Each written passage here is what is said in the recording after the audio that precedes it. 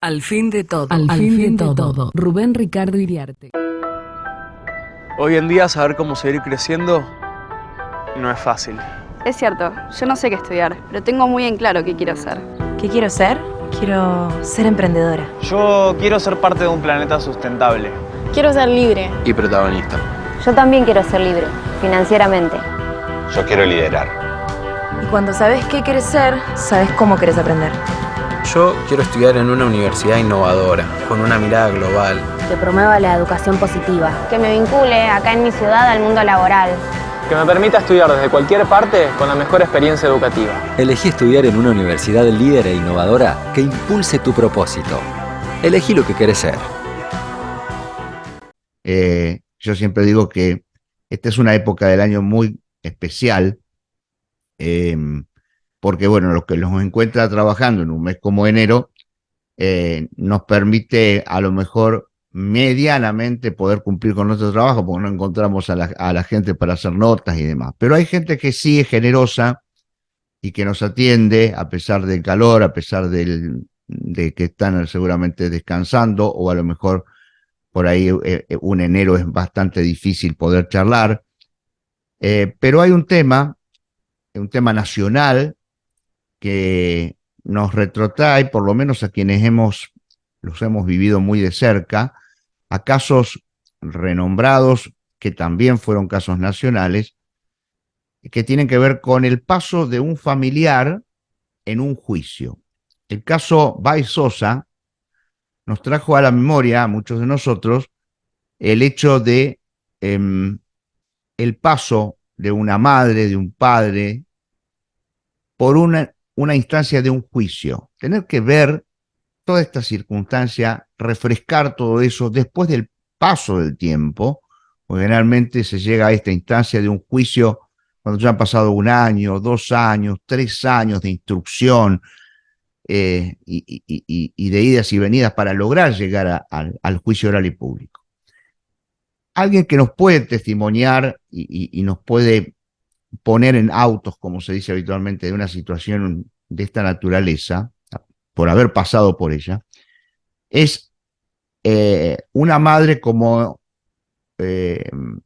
lo es Verónica Camargo, mamá de Chiara Páez, que tuvo que pasar por esta circunstancia, ella y toda su familia, que tuvo que ver cosas tremendas, refrescar, revivir. ¿Cómo se vive ese momento? El antes, el después, la espera de una condena, si se da la condena, si se logra el objetivo, si se satisface de alguna vez por todas medianamente el hecho de decir vamos a hacer justicia. Bueno, estamos en contacto con Verónica. ¿Qué tal? ¿Cómo te va, Verónica? Hola Rubén, ¿cómo estás? Buenas tardes para vos y para tu audiencia. Bueno, yo hacía esta introducción como para ponernos un poco en clima, y ni por casualidad uno, que no lo ha pasado por supuesto, puede ponerse en la piel de los papás de Fernando Baez Sosa, este caso nacional, como lo fue tu caso con el caso de Chiara. Uno no se imagina qué es lo que sucede en ese momento, al momento de llegar, después de pasar un tiempo, al llegar al momento del juicio. ¿Cuál es cómo se soporta una situación de esta naturaleza? Mira, la verdad que son momentos muy difíciles y de igual manera no sabemos la fuerza que tenemos hasta que nos toca pasarlo, ¿no? Uh-huh. Creo que estar en el lugar de Graciela y Silvino es terrible, ¿no? Nosotros no tuvimos la posibilidad de un juicio oral, menos con el asesino directo, sí con una parte de los asesinos, a quienes nosotros consideramos asesinos, sí tuvimos las audiencias, y es terrible, ¿no? Escuchar cada cosa.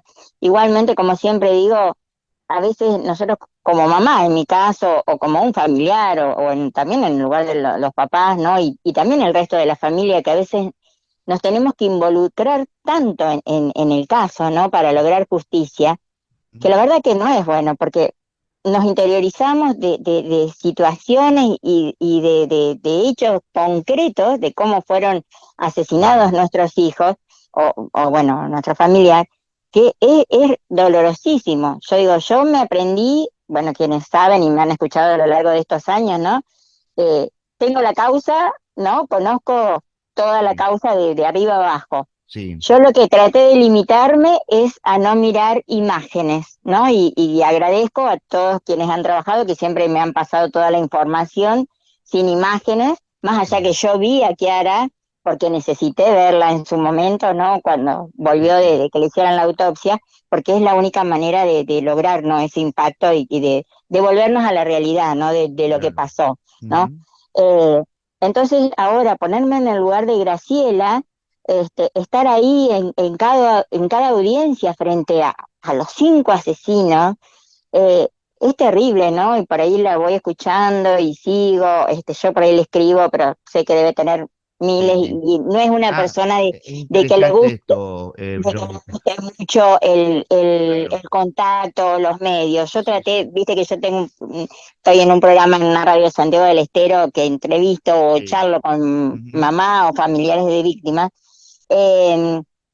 y a ella le cuesta bastante, ¿no? Lo hace cuando es necesario, uno ahora lo ve que sale, pero bueno, hay momentos en que obviamente es difícil, ¿no? Y bueno, ellos viste que salieron de la audiencia donde se pasaron todas las imágenes, más allá de que pobres tienen que ver, porque obviamente en todos los noticieros uno prende la televisión, en las redes, en todo, se ven todos los videos cómo fue asesinado. Exacto. Por un lado, gracias a Dios, porque son, creo que, pruebas más que suficientes para condenar a estos 5 inadaptados sociales. Hoy escuchaba en la audiencia de hoy que ya era repetitivo estas situaciones de cómo se manejaba ese grupo, ¿no? De que no era la primera vez que golpeaban a un chico. Claro, claro. Ahora, que no hayan llegado a la muerte. Es interesante lo que acabas de decir, que vos has tenido contacto con Graciela, particularmente con ella, has podido hablar con ella en el transcurso de estos años, porque pasaron 3 años de todo esto, pero increíblemente uno no se pone a pensar que hace 3 años que ocurrió esto, ¿no? Entonces, en todo este tiempo vos pudiste hablar con ella, has tomado contacto. Sí, obviamente, ya te digo, en un primer momento para solidarizarme con ella ante tanto dolor, porque obviamente que creo que es un caso que nos impactó a todos, ¿no? De la forma en que fue asesinado. Y después, bueno, a lo largo del tiempo, en las fechas especiales que uno sabe, como mamá, lo que transitamos, ¿no? En lo que es un cumpleaños, en lo que es un día de la madre, entonces a veces, digo, recibir, aunque sea un emoticón o una palabra de alguien, y más que nada de alguien que pasó en la misma situación, creo que nos ayuda muchísimo, ¿no? Yo lo recibí de otras madres, estoy en contacto con otras madres que, bueno, que de estos casos tan resonantes, ¿no? Y también de casos que no saltaron en los medios, pero que bueno, por mis charlas o mis idas a distintos lugares del país, he tenido contacto, o precisamente por lo que me pasó, me llaman de muchos lugares para que esté en contacto con una mamá que a lo mejor perdió a su hija en un femicidio. Bueno, hace poco fue la audiencia de un femicida en el Chaco, con lo cual yo había tenido contacto primero de manera virtual con la mamá y después cuando estuve allá de manera presencial. Y bueno, desgraciadamente el femicida fue declarado por falta de pruebas o ante la duda. Como siempre digo, ante la duda prefieren darle, siempre queda a favor del asesino, ¿no? Entonces, en este caso también era un policía, mató a su mujer, a su pareja, pero bueno, como quedan dudas, prefieren pasarlo como un suicidio de la mujer, que no fue un suicidio, pero bueno, entonces todas estas causas duelen muchísimo. Acá, ante tantas pruebas, Fernando, ante tantos testigos, espero que no tengan dudas, ¿no? O como tratan de desvirtuar, a lo mejor con la pobre mujer que trató de hacerle RCP y desviar la causa. O sea, obviamente la defensa tiene que hacer su trabajo, pero a veces, digo, a mí me quedó siempre grabado, en una charla que participé con la jueza Arroyo Salgado, que ella decía que muchas veces, obviamente que los criminales tienen que tener un defensor, si no la causa se viene abajo, ¿no?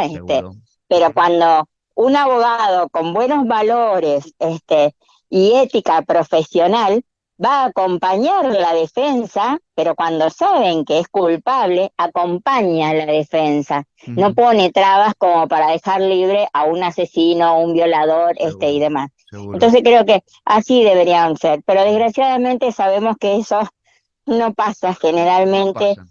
Y además por el tema de los derechos humanos, las leyes que tenemos, y como siempre digo, ante un punto o una coma mal puesta en una ley, desgraciadamente siempre, en vez de salir a favor de la víctima, va a favor del delincuente, ¿no? Bueno, en tu caso particular, todavía estás esperando justicia. Todavía estamos esperando justicia, Claro. si Dios quiere. Hoy justo me informaron, así que tenés la primicia, no sé si alguien lo habrá salido en otro.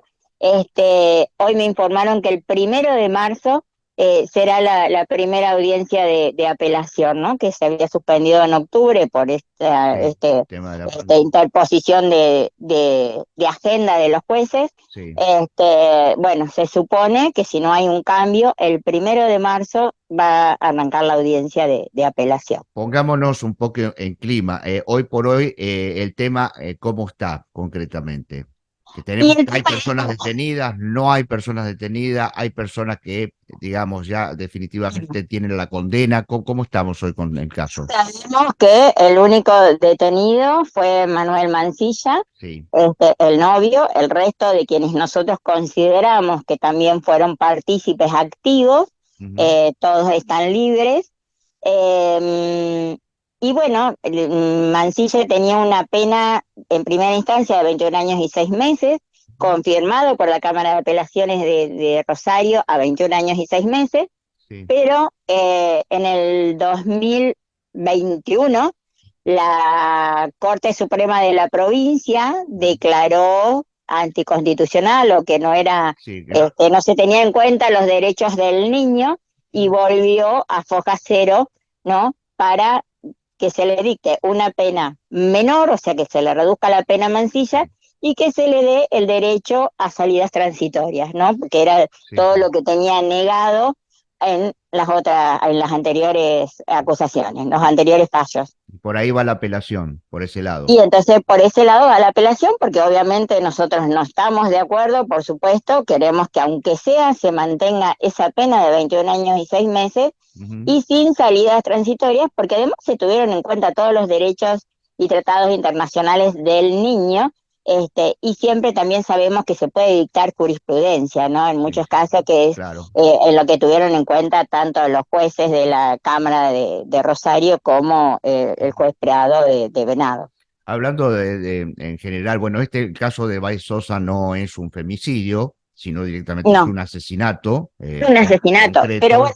Pero, digamos, más allá de eso, hemos estado viendo en estos últimos días, Verónica, la cantidad, yo no sé si se potencia porque llega esta época del año. Bueno, esta es no una realidad, pero en esta época es cuando más femicidios y hechos de asesinatos ocurren, ya sea porque la gente en las fiestas, más que nada, una porque estamos en vacaciones, hay menos controles a veces, o más alcohol, o más peleas, o porque se convive más tiempo a veces por las vacaciones con la pareja, o demás. Entonces hoy se están dando, veía el año pasado hubo 301 femicidios, ¿no? Durante el año, según los datos de la Casa del Encuentro, y en el informe dicen eso, más allá de que hoy se visibiliza más, ¿no? Hay tanta violencia, se ayuda, se trata de abordar de distintos lugares, pero no alcanza, porque desgraciadamente cada vez tenemos más femicidios, y yo digo, hay más hechos de violencia, porque no es solo desgraciadamente contra las mujeres, porque bueno, hoy lo estamos viendo, ¿no? Con el caso de Fernando. Entonces creo que la sociedad en general tenemos que cambiar nuestra forma de actuar, ¿no? De esa violencia que hoy se genera ante cualquier cosa uno se irrita más fácilmente. Creo que tenemos que ver toda esa perspectiva, todo tiene que haber un cambio de educación, de buena convivencia, de respeto hacia el otro, de pensar que el otro tiene derecho a pensar diferente a mí, a ser distinto a mí, y no por eso yo tengo que ejercer violencia sobre el otro porque yo quiero, ¿no? Entonces creo que esos temas son los que desgraciadamente tenemos que seguir hablando y no dejar de hablarlos para ver si en algún momento podemos lograr vivir realmente en una sociedad libre de violencia, ¿no? Seguro, sí, no, a mí me sorprende permanentemente, porque yo digo que Sí. con todo lo que se ha hecho, con todo lo que se ha avanzado, porque se ha avanzado mucho, aunque todavía falta muchísimo más, ajustar un montón de clavijas en estas cuestiones, seguimos viendo estos casos, seguimos notando de que no sé si no hay progreso porque no se hace la justicia como corresponde. Yo creo que también la justicia, si Pasa bien por ahí. creo que pasa un poco por ahí, porque, bueno, yo siempre digo, una vez un abogado me dijo, la solución no está en llenar la cárcel de menores o de, no sé, de criminales, pero bueno, obviamente que no, hay que trabajar en la educación, en la salud y todo eso, obviamente que hay que trabajar muchísimo en la prevención, pero si ya ocurrió el hecho, hay que ser severos. Y no hay que cambiar, porque si no volvemos a tener, o la justicia, yo digo, no deben dejar salir a los violadores, a los asesinos, porque está más que probado que vuelven a cometer el mismo delito u otro peor. Claro. Entonces, ahí está. Yo creo que los penales, como digo siempre, deberían estar en mejores condiciones, deberían trabajar los presos, reeducarlos adentro también y trabajar, ¿no? Estar ocupados, devolver un servicio a la comunidad por ese mal que hicieron, ¿no?, a la sociedad. Entonces creo que en ese tema debemos trabajar. Y que la perpetua sea perpetua. Y que la perpetua sea perpetua, porque como siempre decimos las mamás, nosotras, lo único perpetuo es que nosotros de por vida, en mi caso yo no voy a tener a Kiara y Graciela y Silvino no van a tener a Fernando, ¿no?, que era su único hijo, un chico de unos valores divinos, porque solidarios. Ahora la mamá está pidiendo el 18, cuando se cumplen los 3 años, van a hacer una misa y están pidiendo donaciones en la colecta, como Fernando siempre lo hacía. Entonces colaborar con un alimento o algún útil escolar que después se va a donar, ¿no?, a distintas instituciones. Entonces, tratar de mitigar ese dolor. El dolor se transforma en solidaridad. Solidaridad. No se pregunta esto, ¿no? Claro, es lo que nos queda, ¿no? Sí. Tratar de seguir con ese legado que a lo mejor tenían nuestros hijos, de lo que les gustaba hacer, o nosotros involucrarnos con los demás para tratar de calmar todo ese dolor. Que nada va a cambiar ni nada nos va a devolver, ¿no?, la vida de nuestros hijos. Pero a lo mejor volviendo al principio a lo que vos decías con respecto a la justicia, o qué esperamos los padres cuando pasamos todos estos juicios. Obviamente que por más pena o sentencia que le dé, como te decía recién, nada nos va a devolver a nuestros hijos. Pero es dar un cierre, un corte, ¿no? Si hay una buena justicia, ¿no?, que dicta una sentencia real y severa, se hace un cierre de eso. Y no hay que volver a pasar, como nosotros en nuestro caso. A casi 8 años tenemos que volver a empezar de cero. Entonces, eso es una locura, ¿no? Y volver otra vez a escuchar, bueno, en mi caso, a nosotros no nos permiten presenciar las audiencias. Voy a ver si ahora logro poder estar. Yo la única audiencia que pude estar de Mansilla fue en Rosario. Pero es volver a trabajar todo y buscar, y nosotros también a lo mejor empezar a trabajar nuevamente, a ver si podemos encontrar pruebas más concretas. Pero como yo digo, un video no voy a encontrar, desgraciadamente no voy a tener la facilidad, a lo mejor como tienen ellos, de tener un video. Pero así mismo también lo desestimarían, como tantas pruebas nos desestimaron en la causa de Chiari, ¿no? Seguro. Es así. Bueno, muy bien, Verónica, yo te agradezco infinitamente este tiempo. Es muy importante tu testimonio y tu permanente mensaje, que seguramente se transformará en el mismo mensaje para Graciela a futuro cuando todo esto pase. Si es que realmente se hace justicia, ya veremos. Siempre presente, ponernos en el lugar del otro, y pensar que si a nosotros nos pasara, nos gustaría que también nos acompañen, y también ser muy cuidadosos a veces cuando hablamos, cuando criticamos, o cuando maltratamos a lo mejor en la causa, o hablamos de los padres, porque, bueno, ninguno nacimos perfectos y todos queremos lo mejor para nuestros hijos, pero a veces vivimos en una sociedad en la cual nos podemos encontrar con algo diferente. Entonces, ojalá se haga justicia por Fernando y obviamente que me solidarizo y acompaño espiritualmente y a la distancia a sus papás. Gracias, Verónica, como siempre, muy gentil. No, gracias a vos. Chao, hasta la próxima. Chao. Gracias. Hoy la energía solar es tu mejor opción.